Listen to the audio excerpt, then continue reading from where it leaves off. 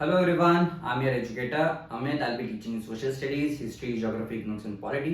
आज के इस वीडियो लेक्चर में हम लोग पढ़ने वाले हैं पावर शेयरिंग। पावर शेयरिंग ये जो टॉपिक है ये हम डेमोक्रेसी से रिलेटेड पढ़ने वाले हैं। डेमोक्रेसी जो फॉर्म ऑफ गवर्नमेंट होता है, ये फॉर्म ऑफ गवर्नमेंट में जो पावर होती है ये एक्चुअल पावर होती है लोगों के पास, और ये जो लोगों की पावर होती है ये डिवाइडेड होती है। ठीक है, तो पावर शेयरिंग के टॉपिक में हम लोग ये देखने वाले हैं कि जो कॉन्स्टिट्यूशन है, कॉन्स्टिट्यूशन के जो ऑर्गन्स होते हैं, अलग अलग ऑर्गन्स में उसकी पावर कॉन्स्टिट्यूशन की डिवाइडेड होती है। मतलब डेमोक्रेसी जहां पे होता है कोई भी एक आदमी ज्यादा पावरफुल नहीं होता। तो ये जो टॉपिक है पावर शेयरिंग का, हम लोग देखने वाले हैं कि पावर शेयरिंग किसी भी डेमोक्रेटिक कंट्री में इंपॉर्टेंट क्यों है। और ये इंपॉर्टेंस देखने के लिए हम दो कंट्रीज के बारे में पढ़ने वाले, एक है श्रीलंका, दूसरा है Belgium. Now, before proceeding with the topic, if you people have any doubts, queries, you can connect me on Instagram. I'm on YouTube as well. ठीक है? Now let's begin with the topic. अभी जो power sharing का ये जो topic है, power sharing के बारे में हम जैसे बात करेंगे, तो उसके पहले हम बात करते हैं गवर्नेंस की। जो लोग होते हैं, कंट्री के जो लोग होते हैं, ये लोगों को कैसे गवर्न किया जाता है। ठीक है, लोगों को गवर्न करने के अलग अलग तरीके होते हैं। जैसे कि एक फेमस अपना डेमोक्रेसी है। डेमोक्रेसी में जो पावर होती है वो किसके पास होती है? उसके लोगों के पास होती है। डेमोक्रेसी में वोटिंग होता है। ठीक है, वोटिंग के बाद इलेक्शंस होते हैं। यही इलेक्शंस में जो लोग होते हैं वो वोटिंग करते हैं। फिर इसके बाद डेमोक्रेसी में एक कॉन्स्टिट्यूशन फॉलो किया जाता है, और यही कॉन्स्टिट्यूशन के हिसाब से ये कंट्री के जो लीडर्स होते हैं वो काम करते हैं। ऑन द अदर हैंड अलग और एक दूसरा फॉर्म ऑफ गवर्नेंस होता है, उसको बोला जाता है मोनार्की। मोनार्की मतलब क्या होता है? यहाँ पे राजा एग्जिस्ट करता है, राजा और उसकी प्रजा। मतलब राजा रहेगा, राजा अपने हिसाब से एडमिनिस्ट्रेशन चलाएगा। आज प्रेजेंट में सऊदी अरेबिया ऐसी कंट्री है जहां पे मोनार्की एग्जिस्ट करती है, वहां पे राजा एग्जिस्ट करता है। मोहम्मद बिन सलमान वहां का प्रिंस है, और उसकी जो फैमिली है पूरे सऊदी अरेबिया को चलाती है। ठीक है, तो मोहम्मद बिन सलमान जो है, जो रूल्स वो फ्रेम करेगा, जो रूल्स वो डिसाइड करेगा, वही पूरे सऊदी अरेबिया में सबको फॉलो करने पड़ेंगे। ठीक है, मोनार्की होने के बाद और एक फॉर्म ऑफ गवर्नेंस होता है जिसको डिक्टेटर बोला जाता है। ठीक है, अभी ये जो डिक्टेटर है, ये डिक्टेटर हम लोगों ने हिस्ट्री में पढ़ा है। डिक्टेटर हिटलर भी एक डिक्टेटर था, नेपोलियन भी एक डिक्टेटर था। आज प्रेजेंट में कोई कंट्री अगर डिक्टेटरशिप के अंडर में है तो वो है नॉर्थ कोरिया। नॉर्थ कोरिया में एक ही सिंगल पर्सन होता है, वो क्या करता है? वो डिक्टेटर होता है और पूरी कंट्री को चलाने का काम करता है। जैसे कि नॉर्थ कोरिया में किम जोंग योंग है, वो क्या करता है? वो पूरे नॉर्थ कोरिया को चलाता है, गवर्नेंस चलाता है। ठीक है, अभी ये जो चैप्टर है पावर शेयरिंग का, हम इसीलिए पढ़ने वाले हैं क्योंकि जो मोनार्की है, जो डिक्टेटरशिप है, इसमें लोगों को तकलीफ बहुत हो रही है। मोनार्की में राजा जो है वो अपनी मनमानी करता है, कभी भी टैक्सेस बढ़ा देता है। ठीक है, हमने हिस्ट्री में पढ़ा है। तो टैक्सेस बढ़ाने के बाद जो टैक्सेस पे करने होते हैं वो लोगों को पे करने होते हैं। एट लास्ट लोगों को इक्वालिटी नहीं मिलती, ना पॉलिटिकल पावर मिलता है। जैसा राजा बोलेगा, जैसे डिक्टेटर बोलेगा, वैसे सब लोगों को करना पड़ेगा। तो इसी से तंग आके लोगों ने किसको एक्सेप्ट किया था? डेमोक्रेसी को एक्सेप्ट किया था। डेमोक्रेसी को क्यों एक्सेप्ट किया था? क्योंकि डेमोक्रेसी में जो पावर होती है वो पावर किसके पास है? लोगों के पास है। People have the ultimate power. ठीक है, तो जब पावर लोगों के पास है तो लोग ही डिसाइड करेंगे कि बाकी के सारे लोगों को कैसे गवर्न करना है या एडमिनिस्ट्रेशन कैसा चलना चाहिए। ठीक है, तो ये पावर शेयरिंग का हमने एक बैकग्राउंड देख लिया। अभी इसमें इंडिया की बात करते हैं। इंडिया भी एक डेमोक्रेटिक कंट्री है। ठीक है, इंडिया की जो अल्टीमेट पावर है वो किसके पास है? लोगों के पास है। तो लोगों ने मिलके क्या बनाया है? यहाँ पे कॉन्स्टिट्यूशन बनाया है। कॉन्स्टिट्यूशन मतलब एक रूल बुक बनाई है जिससे कि लोग है वो खुद को गवर्न करते हैं, एडमिनिस्टर करते हैं। अभी ये जो कॉन्स्टिट्यूशन है, ये कॉन्स्टिट्यूशन अपनी जो पावर है वो किसी एक आदमी को नहीं देता। कॉन्स्टिट्यूशन की जो पावर है वो डिस्ट्रीब्यूटेड है। तो थ्री ऑर्गन्स हम देखेंगे। ये तीन ऑर्गन्स कौन से होते हैं? लेजिस्लेचर, एग्जीक्यूटिव और judiciary.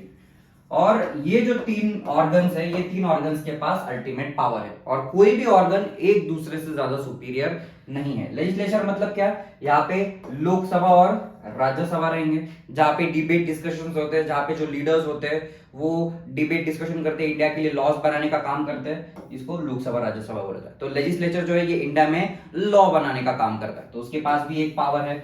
Executive on the other hand, ये जो इलेक्टेड बॉडी होती है, आज जो मोदी एडमिनिस्ट्रेशन है या मोदी गवर्नमेंट जो है, इनको हम एग्जीक्यूटिव बोलेंगे। एग्जीक्यूटिव मतलब क्या? जो एक्चुअल में कंट्री चलाने का काम कर रहे हैं, they are executing their work. तो क्या है? ये एग्जीक्यूटिव कंट्री चलाने का काम कर रहे हैं। On the other hand judiciary मतलब क्या? यहाँ पे सुप्रीम कोर्ट और high court. Supreme court high court जो होते हैं वो क्या करते हैं, जितने भी लोगों के डिस्प्यूट्स होते हैं, झगड़े होते हैं, उसको सॉल्व करने का काम करते हैं। तो सुप्रीम कोर्ट है, हाई कोर्ट है, ठीक है, डिस्ट्रिक्ट कोर्ट्स होते हैं, उसमें भी केसेस दो अलग अलग होते हैं, सिविल केस अलग होता है, क्रिमिनल केस अलग होता है। तो इंडिया का जो कॉन्स्टिट्यूशन, उसकी पावर जो है ये 3 हिस्सों में बटी हुई है। तो पावर शेयरिंग जो है, ये पावर शेयरिंग के बारे में हमने देख लिया।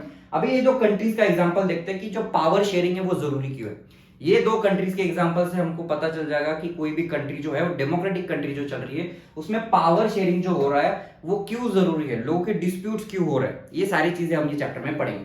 अभी दो कंट्रीज का एग्जांपल देखने वाले, एक बेल्जियम और एक श्रीलंका। श्रीलंका जो है वो इंडिया के साथ ही, इंडिया के पास ही, इंडिया का नेबर है, ठीक है।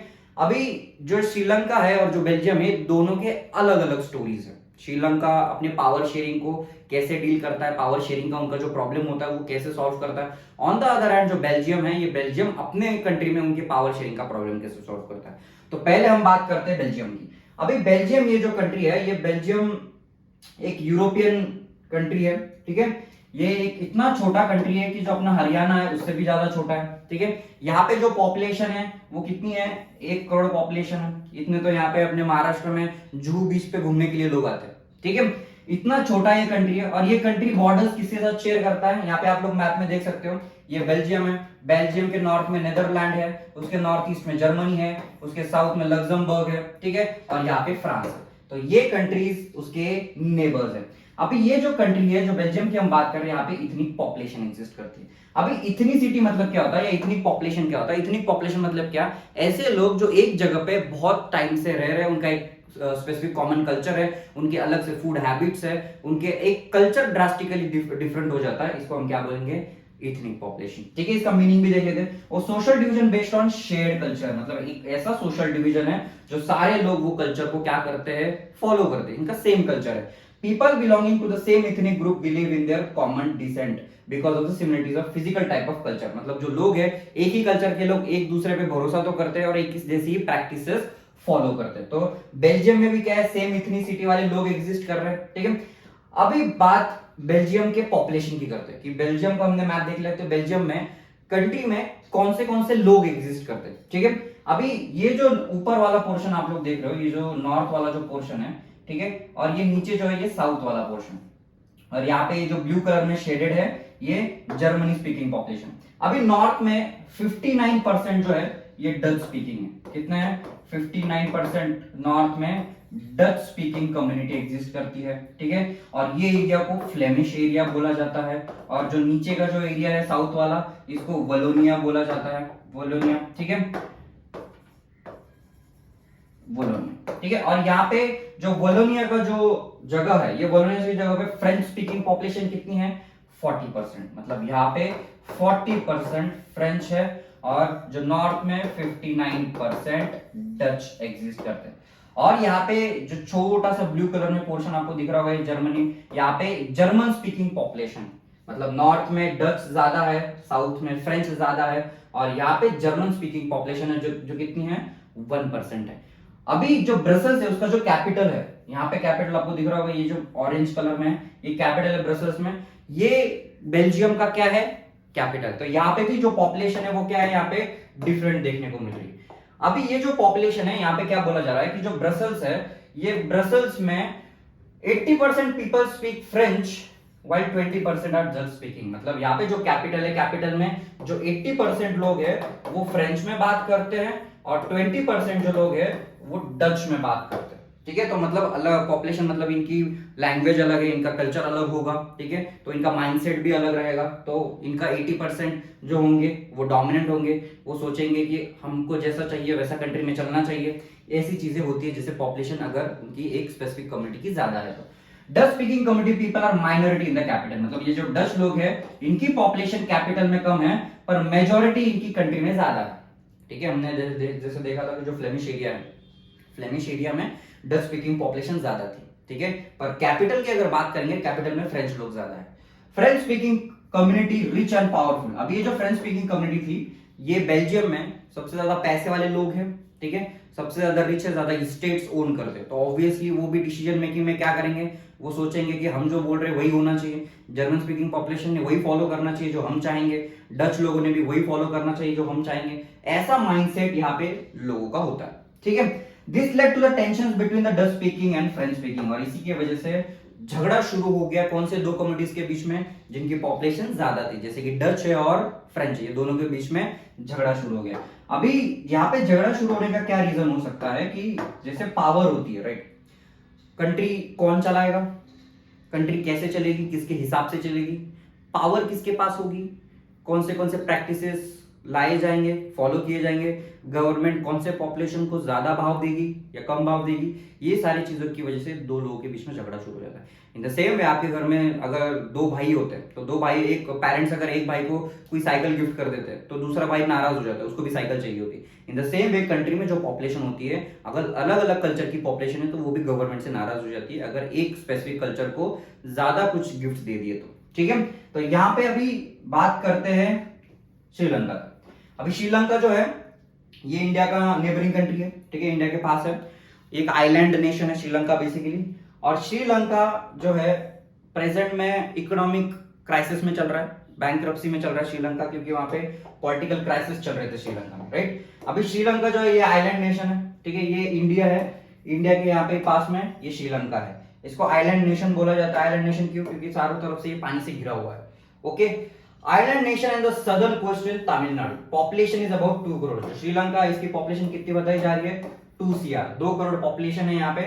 और श्रीलंका में भी अलग इथनिसिटी के लोग एग्जिस्ट करते हैं, जैसे कि श्रीलंका में सिन्हालीज लोग भी है और तमिल लोग भी है, तो यहाँ पे अलग इथनिसिटी श्रीलंका में एग्जिस्ट करती है। अभी श्रीलंका में जो दो लोग है, एक तो तमिल स्पीकर्स है और सिन्हाला स्पीकर्स है। तमिल स्पीकर्स श्रीलंका में कैसे आए? ठीक है, जो तमिल कम्युनिटी है वो श्रीलंका में कैसे ही? It is only because of Britishers. Britishers जो इंडिया पे राज कर रहे थे, इंडिया को उन्होंने अपना कॉलोनी बनाया था, तो कॉलोनी बनाने के बाद जैसे उन्होंने श्रीलंका को भी ऑक्यूपाई किया, तो वो तमिलनाडु जो थे, तमिलनाडु के जो तमिल लोग थे, वो उनको एग्रीकल्चर के लिए श्रीलंका में लेके जाते थे। ठीक है, टी प्लांटेशन के लिए जितने भी जो पॉपुलेशन होती है वो तमिलनाडु से उठा के वो कहाँ लेके जाते थे? श्रीलंका लेके जाते थे। इसीलिए कुछ श्रीलंकन जो है, जो तमिल वहां पे एग्जिस्ट करते हैं। क्यों? क्योंकि उनको ब्रिटिशर्स ने वहां भेजा था। क्यों? टी कल्टीवेशन के लिए। अभी यहाँ पे दो कम्युनिटी एग्जिस्ट करती है, एक तमिल और एक सिनाली। सिनाली जो है ये बेसिकली बुद्धिस्ट है, ठीक है, और वहां के लोकल लोग भी है, श्रीलंका के लोकल लोग है सिनालीज कम्युनिटी, और इनका जो पॉपुलेशन है श्रीलंका में सिनालीज लोग का ज्यादा है। ठीक है, These two subgroups which were Tamil natives of the country are called Sri-Lankan Tamils. अभी तमिल में भी दो है, एक श्रीलंकन तमिल्स है, ठीक है, जो बेसिकली श्रीलंका से बिलोंग करते थे, और कुछ इंडियन तमिल्स है। श्रीलंकन तमिल्स कितने हैं? 13%, और इंडियन तमिल्स कितने हैं? 5%। ठीक है,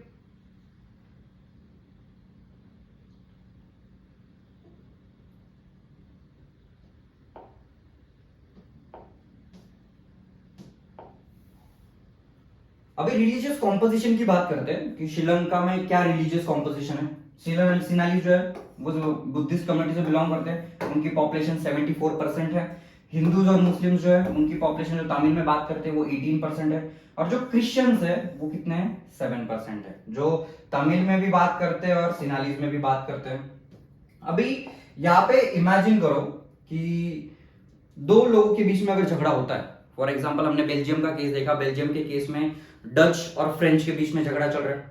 श्रीलंका का केस देखा तो सिनालीज और तमिल लोगों के बीच में झगड़ा चल रहा है। अगर ये झगड़ा चलता रहा तो कंट्री डेवलपमेंट कर पाएगी क्या? कंट्री के अगर लोग अगर खुद ही झगड़ा कर रहे हैं आपस में, अगर सिविल वॉर चल रहा है, तो वो डेवलपमेंट नहीं कर पाएंगे, लोग जॉब्स पे नहीं जा पाएंगे, उनकी इकोनॉमी अच्छी से नहीं चल पाएगी। इसी की वजह से क्या हो जाते हैं? बहुत सारे प्रॉब्लम्स होते हैं, इकोनॉमी और पीछे आती है, जो देश होता है जो आगे चल रहा होता है वो और पीछे आ जाता है। ठीक है, तो यहाँ पे जो डच कम्युनिटी है वो क्या कर रही है? डच कम्युनिटी एडवांटेज ले रही है क्योंकि उनकी न्यूमेरिक मेजॉरिटी है, और वो अपनी जो इच्छा है वो फ्रेंच के ऊपर क्या कर जा रहे हैं? थोपे जा रहे हैं। मतलब डच को लग रहा है कि हमारे हिसाब से कंट्री चलना चाहिए, फ्रेंच को लग रहा है कि नहीं, हमारे हिसाब से भी थोड़ा बहुत होना चाहिए। ऑन द अदर हैंड, अगर ये दोनों के बीच में अगर झगड़ा होता रहा तो इसकी वजह से पार्टीशन हो सकता है। आपको इंडिया का केस पता होगा, इंडिया का पार्टीशन हुआ था, ठीक है, इंडिया और पाकिस्तान 1947 में। जैसे ये मुस्लिम लोग थे, उनको अपना अलग कंट्री चाहिए था, ठीक है, इंडिया जो थे, इंडिया के जो लीडर्स थे, उनको कंट्री ये अपना अलग करना था, तो इसकी वजह से डिवाइडेशन हो गया था। तो लोग जब एक साथ नहीं आते थे, उसकी वजह से जमीनें क्या हो जाती है? डिवाइड हो जाती है। तो यहाँ पे भी इंडिया के केस में देखो, अगर ये भी झगड़ा इनका बड़ा हो जाता तो इनके भी कंट्री में क्या हो जाता? पार्टीशन हो जाता, जैसे इंडिया पाकिस्तान का पार्टीशन हुआ है। ठीक है। The Sri Lankan Tamil Sinhalese communities enjoyed an even bigger majority, मतलब यहाँ पे श्रीलंका की बात करो तो श्रीलंका में तो तमिल लोगों की पॉपुलेशन बहुत ज्यादा कम है, सिनालीज लोगों की सबसे ज्यादा। तो यहाँ पे जो तमिल लोग हैं उनको ज्यादा प्रॉब्लम फेस करना पड़ रहा होगा, ठीक है। अभी मेजोरिटिज्म का कंसेप्ट समझते हैं। मेजोरिटिज्म होता क्या? मेजोरिटिज्म मतलब क्या? एक जगह जहां पे एक कल्चर के लोग अगर ज्यादा हो जाते हैं और दूसरे कल्चर के लोग की पॉपुलेशन वहां पे कम होती है, तो ये ज्यादा पॉपुलेशन वाले लोग कम पॉपुलेशन के लोगों के ऊपर दबाव डालते हैं, उनको धमकियां देते हैं, उनको तकलीफ देते हैं। ये लोग उनको ऐसा बोलते हैं कि हम जो बोलेंगे वही कंट्री में होगा, क्योंकि अब इनकी पॉपुलेशन ज्यादा है, इनकी स्ट्रेंथ ज्यादा नहीं है, इनका वोटिंग पावर भी ज्यादा नहीं है, तो इनका सुना नहीं जाता। जो मेजोरिटी लोग होते हैं उनका सुना जाता है, ठीक है। और अनफॉर्चुनेटली डेमोक्रेसी भी किसके ऊपर चलती है? मेजोरिटी रूल पे चलती है। मतलब जो पॉपुलेशन ज्यादा वोट देगी वही पॉपुलेशन के बारे उनका पॉपुलेशन का ही लीडर चूज होगा, ठीक है। तो ये मेजोरिटिज्म का कंसेप्ट ऐसे आता है। अभी नेक्स्ट बात करते हैं श्रीलंका जो है, श्रीलंका को इंडिपेंडेंस मिल जाता है 1948 में। श्रीलंका जो है वो एक इंडिपेंडेंट कंट्री बनता है, और इंडिपेंडेंट कंट्री बनने के बाद अभी दो पावरफुल ग्रुप्स है, एक तो तमिल तमिल श्रीलंकन तमिल से, और दूसरा सिनालीज है। सिनालीज उसमें उनकी पॉपुलेशन ज्यादा है। अभी कुछ ऐसे चीजें होंगी, क्योंकि उनको एक इंडिपेंडेंट कंट्री बनाना है, तो जो मेजोरिटी लोग हैं वो तो सोचेंगे कि हमारे हिसाब से कंट्री बनना चाहिए, पर जो तमिल लोग हैं वो भी बोलेंगे कि हम भी तो कंट्री में रहते हैं, हमारे हिसाब से भी थोड़ा बहुत होना चाहिए। तो यहाँ पे झगड़ा शुरू हो जाता है दो लोगों के बीच में, ठीक है, एक सिनालीज और श्रीलंकन तमिल के बीच में। अभी जैसे नया वो 1948 में वो इंडिपेंडेंट बनता है श्रीलंका, श्रीलंका के लोग उनका खुद का कॉन्स्टिट्यूशन बनाते हैं। अभी ये जो कॉन्स्टिट्यूशन है, ये कॉन्स्टिट्यूशन में कुछ एक्ट्स पास करते हैं या कुछ रूल्स पास करते हैं। उसमें रूल्स में क्या किया जाता है, जो सिनालीज जो लैंग्वेज है, ये सिनालीज लैंग्वेज को ऑफिशियल लैंग्वेज कंट्री का बनाया जाता है, ठीक है। For your kind information, India में कोई भी नेशनल लैंग्वेज नहीं है। इंडिया की ऑफिशियल लैंग्वेज है जो हिंदी है और इंग्लिश है। इंडिया की जो ऑफिशियल लैंग्वेज है वो कोई भी नहीं है, ठीक है।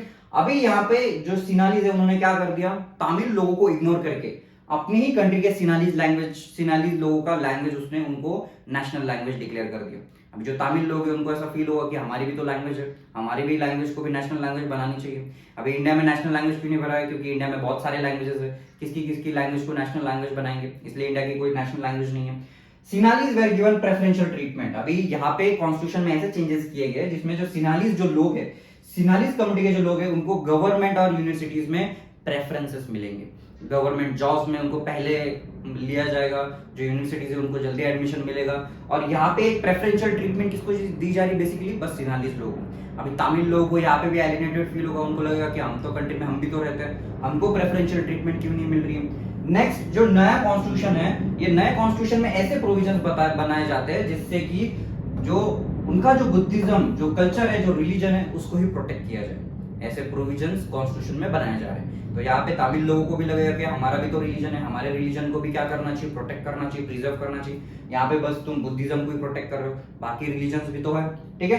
और लास्ट में जो तमिल लोग थे उनको क्या फील होने लग गया कि ये जितना कॉन्स्टिट्यूशन चेंज हो रहा है, सिनालीज लोग अपने हिसाब से ही कॉन्स्टिट्यूशन को बना रहे हैं, या उनको खुद के लोगों को फेवर करने के लिए कॉन्स्टिट्यूशन यहाँ पे बनाया जा रहा है। अभी यहाँ पे जो रिएक्शन है सिनालीज जो तमिल लोग है श्रीलंकन तमिल्स का, वो रिएक्शन कैसा होगा?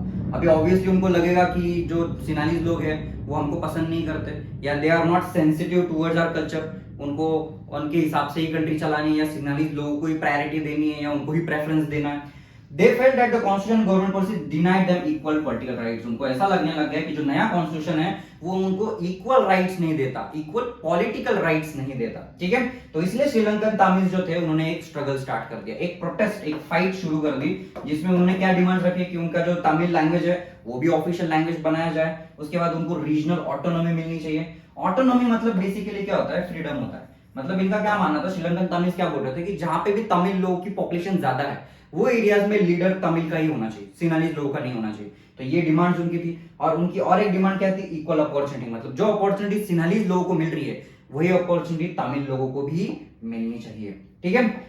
अभी जैसे ये दोनों के बीच में झगड़ा शुरू होने लग गया, ये सिनालीज लोग जो थे वो ना उनको पॉलिटिकल राइट दे रहे थे, ना इक्वालिटी दे रहे थे, ना उनके रिलीजन को रिकॉग्नाइज कर रहे थे, या ना उनके लैंग्वेज को रिकॉग्नाइज कर रहे थे। और उन्होंने उनके जितने भी राइट्स थे उनको डिनाई कर दिया कि हम तुम्हारी एक भी मांगे पूरी नहीं करेंगे। उसके वजह से जो तमिल लोग थे वो क्या होने लग गए, और ज्यादा डे टू डे गुस्सा होने लगे, फ्रस्ट्रेट होने लगे, क्योंकि जितने भी डिमांड थे वो रिपीटेडली उनकी डिनाई होने लग गई। सिनालीज लोग उनकी बात ही नहीं सुनते थे, क्योंकि सिनालीज लोग की पॉपुलेशन ज्यादा है। तो ये तमिल लोगों ने प्रोटेस्ट करना शुरू कर दिया। अभी ये दोनों के बीच का जो झगड़ा था वो इतना बड़ा हो गया कि उसकी वजह से सीधा सिविल वॉर हो गया। सिविल वॉर मतलब क्या होता है? सिविल वॉर मतलब एक कंट्री के जब लोग होते हैं, अलग अलग लोग एक दूसरे में ही जब लड़ते हैं, आपस में लड़ने लग जाते हैं, इसको सिविल वॉर बोला जाता है। ठीक है, तो यहाँ पे श्रीलंका में दो लोगों का झगड़ा हो रहा है, एक तो तमिल लोगों का और एक सिनाली लोगों का। तो यहाँ पे एक सिविल वॉर शुरू हो गया। अब ये सिविल वॉर इतना बड़ा हो गया कि उसकी वजह से thousands of people died, thousands of लोगों की डेथ हो गई। बहुत सारे लोग रेफ्यूजीज हो गए, वो बेघर हो गए, उनको एक जगह से दूसरी जगह भागना पड़ा, क्योंकि सिनालीज लोग जो तमिल को मारते थे, तमिल लोग सिनालीज को मारते थे, और इसकी वजह से इतना लॉस उनके कंट्री को फेस करना पड़ा। आप लोग आज भी देख सकते हो श्रीलंका बैंकरप्सी पे चल रहा है, पूरा इकोनॉमी उनका कोलैप्स हो गया है। तो उसमें उनका कल्चर भी खराब हो रहा है, उनकी इकोनॉमिक लाइफ भी खराब होती जा रही है। और जैसे अगर सिविल वॉर कंट्री में शुरू होता है, वो कंट्री पीछे चले जाती है। प्रोग्रेस तो होती नहीं है, पर प्रॉब्लम्स अलग से खड़े हो जाते हैं, उनका कल्चर भी खराब होने लग जाता है। ठीक है, तो यहाँ पे ये जो प्रॉब्लम था, सिविल वॉर इतना बड़ा होने लग गया कि जो सिनालीज लोग थे वो अपनी आर्मी को यूज करते थे तमिल लोगों को मारने के लिए, और बहुत सारे तमिल लोगों को यहाँ पे मारा गया। और ये सिविल वॉर में बहुत सारे लोगों की डेथ होने लग गई। और जैसे सिनालीज लोगों ने आर्मी यूज करके तमिल लोगों को मारना शुरू कर दिया, तमिल लोगों ने अपना खुद का एक ऑर्गेनाइजेशन बनाया। इसको बोला जाता है LTTE, liberation of tigers Tamil इलम। ये एक गुरिल्ला ऑर्गेनाइजेशन है। गुरिल्ला ऑर्गेनाइजेशन मतलब क्या होता है कि ऐसा ऑर्गेनाइजेशन जो छुप के मारता हो, या उनका कोई एक ऐसा इंटेंशन है, ऐसा एम है कि सामने वाले को इलिमिनेट करना। ठीक है, तो यहाँ पे उन्होंने ऑर्गेनाइजेशन बनाया, और इसका एजेंडा क्या था, इसका एम क्या था? To form their own country, to form their independent Tamil state या कंट्री। मतलब उन्होंने ऐसा ऑर्गेनाइजेशन बनाया कि तमिल लोगों का हमारा देश अलग होना चाहिए। अगर सिनालीज लोग हमको अगर राइट्स नहीं दे रहे, तो हमारा देश ही तुम क्या कर दो, अलग बना दो। अभी ये LTTE का जो लीडर था, ये था प्रभाकरण। आप यहाँ पे फोटो में देख सकते हो, ये है प्रभाकरण। जो वीरप्पन है, ये वीरप्पन इसको अपना गुरु मानता था। प्रभाकरण जो है, इन्होंने तमिल लोगों का जो फाइट था, ये उसके लीडर थे। LTTE ये चलाते थे, और LTTE चलाने के बाद इन्होंने बहुत सारे प्रोटेस्ट भी किए, बहुत सारे सिनालीज लोगों को भी मारा, आर्मी का झगड़ा चल रहा था, LTTE का झगड़ा चल रहा था। तो ये सारी चीजें हो रही थी कहां पे? श्रीलंका में। अभी बेल्जियम की बात करते हैं। श्रीलंका का केस तो हमने देख लिया। बेल्जियम जो है, ये एक यूरोपियन कंट्री है। ये यूरोपियन कंट्री ने अपना जो पावर शेयरिंग का जो प्रॉब्लम था वो सॉल्व कैसे किया?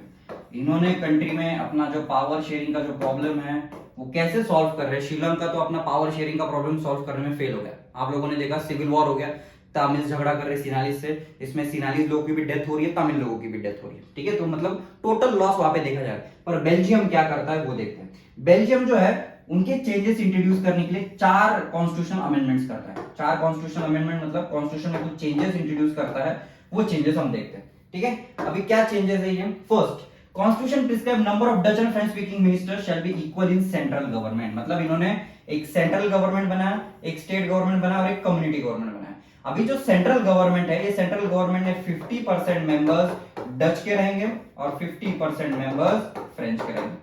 मतलब यहाँ पे 50% पार्टिसिपेशन डच को भी दे दिया और 50% पार्टिसिपेशन फ्रेंच को भी दे दिया। मतलब कोई गुस्सा नहीं होगा। ऑन द अदर हैंड, उन्होंने जो सेंट्रल गवर्नमेंट का जो पावर है, वो पावर कुछ स्टेट गवर्नमेंट को दिया है। मतलब स्पेसिफिक रीजनल ऑटोनॉमी भी यहाँ पे देखने को मिलेगी। मतलब यहाँ पे भी जो डच लोग हैं, फ्रेंच लोग हैं, वहां पे भी इक्वली पार्टिसिपेट करेंगे। और यहाँ पे जो ब्रसल्स है, उसका जो कैपिटल था, ठीक है, जो बेल्जियम का जो कैपिटल था ब्रसल्स, जहां पे फ्रेंच लोगों की पॉपुलेशन ज्यादा थी, वहां पे भी इक्वल रिप्रेजेंटेशन दिया गया। इक्वल रिप्रेजेंटेशन मतलब क्या? 50% फ्रेंच, 50% डच। ठीक है, और यहाँ पे 50% डच, यहाँ पे भी इक्वल शेयर, इक्वल पावर उनको देने के बाद ये लोग नाराज होंगे क्या?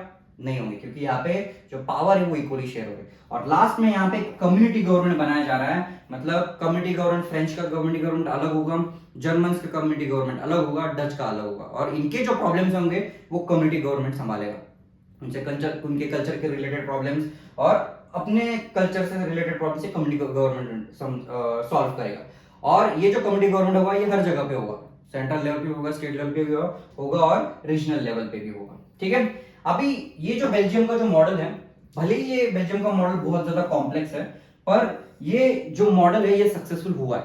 ठीक है, भले ही उनको बहुत सारे चेंजेस करने पड़े, इक्वल रिप्रेजेंटेशन देना पड़ रहा है, थोड़ा कॉम्प्लिकेटेड मॉडल तो हो गया, बट इसने जो पावर शेयरिंग का जो प्रॉब्लम है वो एक्चुअल में सॉल्व कर दिया। यहाँ पे कोई भी लोगों का झगड़ा नहीं हो रहा है, फ्रेंच भी एलिनेटेड फील नहीं कर रहे, डच लोगों को भी ऐसा नहीं लग रहा है कि फ्रांस लोगों को ज्यादा पावर गई है, और कोई यहाँ पे नाराज नहीं। तो इसी के वजह से यही सक्सेस को देख के ब्रसेल्स जो है उसको यूरोपियन यूनियन का हेडक्वार्टर बनाया गया। यूरोपियन यूनियन मतलब यूरोप में जितने भी कंट्रीज है उनका एक स्पेसिफिक यूनियन है, उसका हेडक्वार्टर्स कहाँ पे है?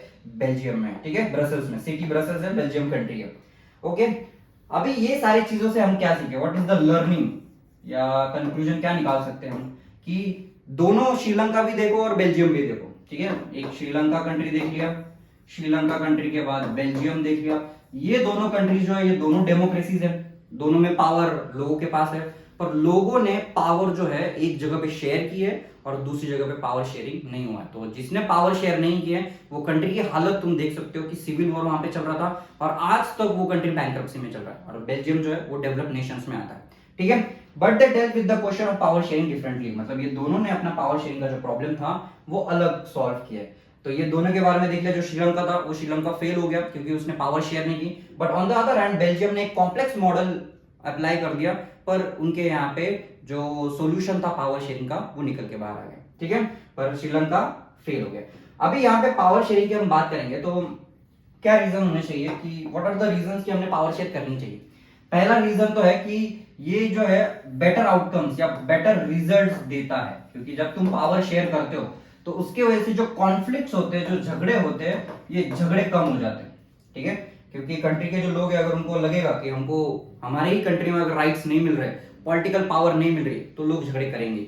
इसीलिए जो पावर शेयरिंग है ये कंट्री के लोगों का झगड़ा रोकता है। ऑन द अदर हैंड इसके वजह से जो पॉलिटिकल ऑर्डर चल रहा है, जो पॉलिटिकल गवर्नमेंट वो चल रही है, वो गवर्नमेंट स्टेबल होती है, इकोनॉमी स्टेबल चलती है। Long run it undermines the unity, मतलब यहाँ पे क्या हो रहा है कि जो मेजोरिटी गवर्नमेंट है अगर उनको शॉर्ट पीरियड में ऐसा लग रहा है कि नहीं पावर हमारे पास आ रही है, हम हमारे हिसाब से कंट्री को चला रहे हैं, वो शॉर्ट टर्म में अच्छा लगता है, पर लॉन्ग टर्म में उसके कॉन्सिक्वेंसेस वही मेजोरिटी कंट्री को झेलने पड़ते हैं। फॉर एग्जांपल श्रीलंका में तुम देखो, श्रीलंका में 47 लोगों को पहले लगा कि हम हमारे हिसाब से कंट्री चला रहे हैं, हमारे हिसाब से कॉन्स्टिट्यूशन बनाया जा रहा है, but at the end of the day civil war में 47 लोगों की भी डेथ हुई, उनके भी लोग मारे गए और तमिल के भी लोग मारे गए। तो यहाँ पे शॉर्ट टर्म मेजर तो दिखता है, बट उसमें प्रॉब्लम्स दोनों को फेस करना पड़ता है, ठीक है। अभी सेकंड रीजन क्या है, पावर शेयरिंग जो है ये डेमोक्रेसी की आत्मा है, सीधा सोल है डेमोक्रेसी का। अगर डेमोक्रेसी में अगर तुम पावर शेयर नहीं कर रहे हो तो डेमोक्रेसी किसी काम की नहीं। तो यहाँ पे जो डेमोक्रेटिक रूल है इसमें पावर शेयरिंग तो होना ही चाहिए, किसी एक आदमी के पास पावर नहीं होनी चाहिए, क्योंकि एक आदमी के पास अगर पावर आएगी तो ऑटोक्रेटिक बिहेव करेगा, अपनी मनमानी करना शुरू होगा, ठीक है। तो इसीलिए डेमोक्रेसी में क्या बोला जा रहा है, यहाँ पे पावर शेयरिंग को उसका सोल बोला जा रहा है। अभी जो लेजिटिमेट गवर्नमेंट होती है, या लेजिटिमेट का मतलब होता है लीगल, अभी ये जो लीगल गवर्नमेंट होती है, ये लीगल गवर्नमेंट कब होती है, ये गवर्नमेंट को इलेक्ट लोग करते हैं, तो अल्टीमेटली पावर किसके पास है, लोगों के पास है, तो लोग जो चाहेंगे वही वो गवर्नमेंट को करना पड़ेगा। ये बात समझ में आ रही है। तो यहाँ पे जो पावर शेयरिंग है, ये पावर शेयरिंग से जो लोग बोलते हैं वैसा कंट्री में होता है। अभी पावर शेयरिंग के कुछ ये देखते हैं फॉर्म्स, कि पावर शेयरिंग के अलग अलग टाइप्स क्या है। पहले मैंने डिस्कस किया था कि इंडिया का जो कॉन्स्टिट्यूशन का जो पावर है वो लेजिस्लेचर, एग्जीक्यूटिव और जुडिशरी में देखा जाता है। अभी दूसरे फॉर्म्स ऑफ पावर शेयरिंग देखेंगे कि क्या क्या होता है। One of the basic principle of democracy is that power are the source of all political power, people are the source of all political power. मतलब डेमोक्रेसी में जो अल्टीमेट पावर होती है किसके पास होती है, लोग के पास होती है, in the form of voting. जो वोटिंग का अधिकार हमको दिया जाता है, यही तो हमारे पास अल्टीमेट वेपन है, हम किसी भी गवर्नमेंट को हटा सकते हैं, किसी भी गवर्नमेंट को रीइलेक्ट कर सकते हैं। In democracy people rule themselves, मतलब डेमोक्रेसी की जब बात करेंगे, जो लोग होते हैं वही अपने को क्या करते हैं, खुद ही खुद को गवर्न करते हैं। लोग अपना ही लीडर चुनते हैं और वही लीडर अपने लोगों को संभालता है। तो अल्टीमेटली जो लोग है वो खुद को गवर्न कर रहे हैं, ठीक है। और जो लोग है वो अपना जो उनकी जो आवाज है, ये लोगों की जो आवाज है गवर्नमेंट की पॉलिसीज डिसाइड करती है। गवर्नमेंट का अगर पॉलिसी चल रहा है, ठीक है, everyone has a voice in shaping of public opinion, public policies. मतलब कंट्री में हाँ, मतलब कंट्री में जितने भी लोग हैं, ये कंट्री में लोग हैं वही गवर्नमेंट के पॉलिसीज को डिसाइड करेंगे। अगर लोगों को लग रहा है कि जो फ्रीडम है वो लोगों को और ज्यादा मिलना चाहिए, तो गवर्नमेंट उसके हिसाब से एक्ट करेगा। Therefore it follows that in democracy political power should distributed among as many citizens as possible। इसीलिए डेमोक्रेसी में ऐसा समझा जाता है कि जितनी पावर डिस्ट्रीब्यूटेड है उतना बेटर रहता है, ठीक है। अभी अलग अलग फॉर्म्स ऑफ पावर शेयरिंग देखते हैं। ठीक है, ये अलग अलग फॉर्म्स ऑफ पावर शेयरिंग है, horizontal power sharing, vertical power sharing, pressure groups and movement and among different social group. हर एक पॉइंट को हम अभी इन डिटेल देखते हैं।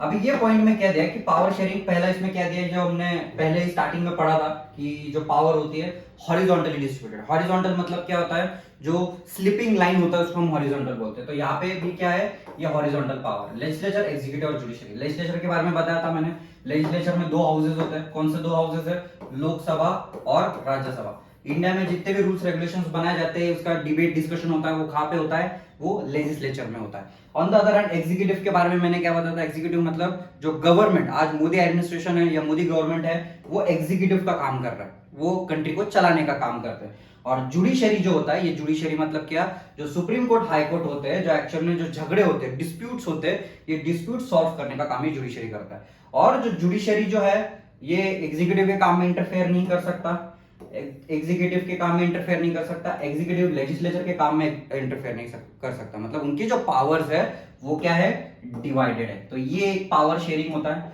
और दूसरा जो पावर शेयरिंग है, ये वर्टिकल पावर शेयरिंग है। वर्टिकल पावर शेयरिंग, वर्टिकल मतलब क्या होता है, स्टैंडिंग लाइन होता है, इसको वर्टिकल बोलेंगे। तो सेम वे जो पावर है वर्टिकली डिस्ट्रीब्यूट होता है, जैसे कि यूनियन गवर्नमेंट होता है, स्टेट गवर्नमेंट होता है और लोकल गवर्नमेंट होता है। यूनियन गवर्नमेंट मतलब क्या, सेंट्रल गवर्नमेंट।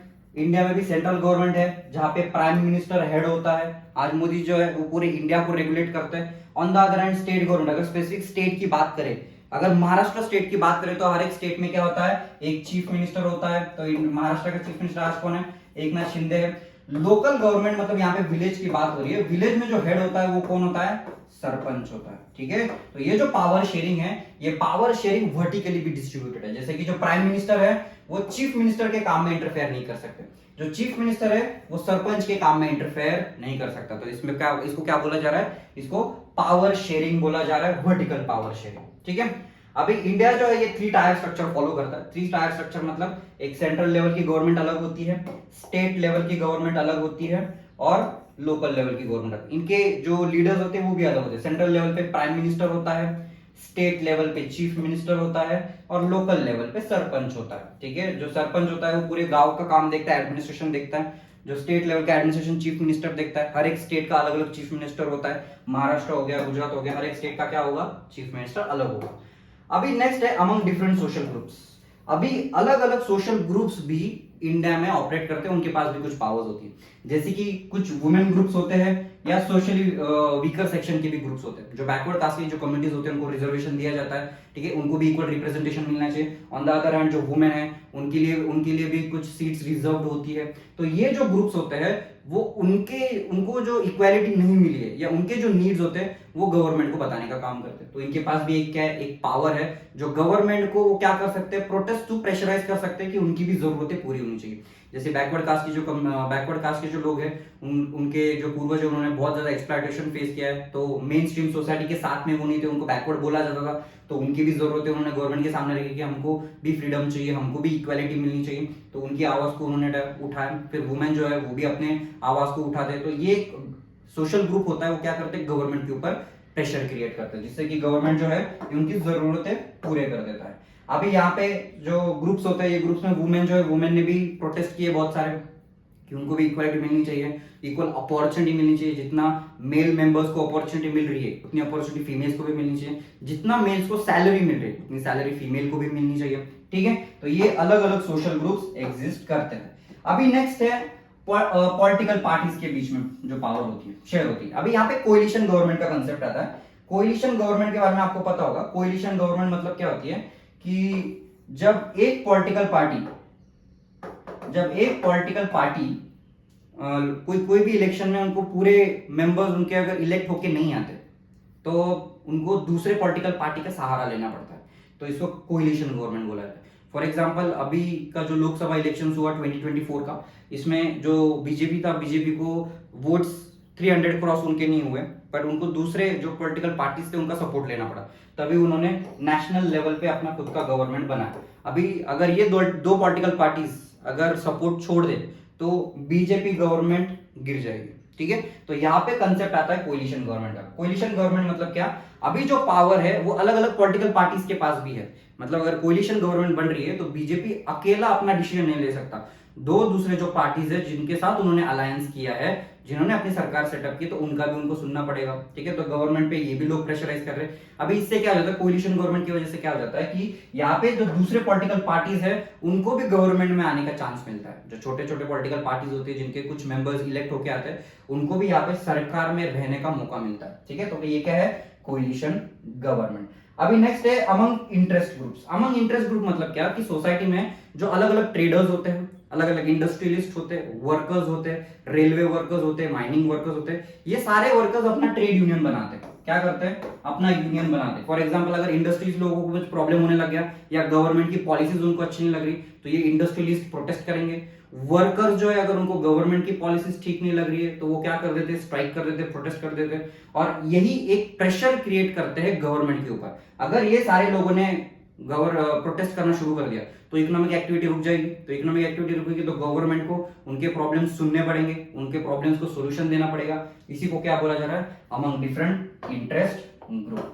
ठीक है, that's all for the today's lecture. If you people have any doubts, queries, you can connect me on Instagram. I'm on YouTube as well. ठीक है, नेक्स्ट लेक्चर में मिलते हैं, बाय बाय।